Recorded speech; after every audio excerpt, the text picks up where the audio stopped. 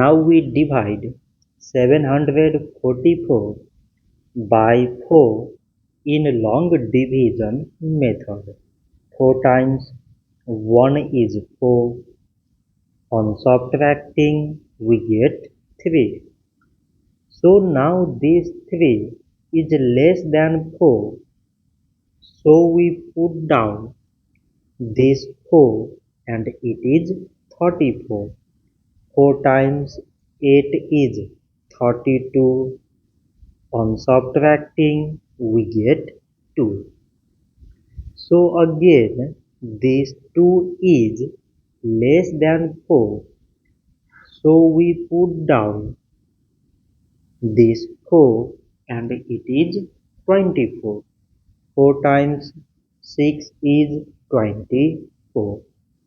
On subtracting we get 0. So 744 divided by 4 is 186. So this much for today and thanks for watching.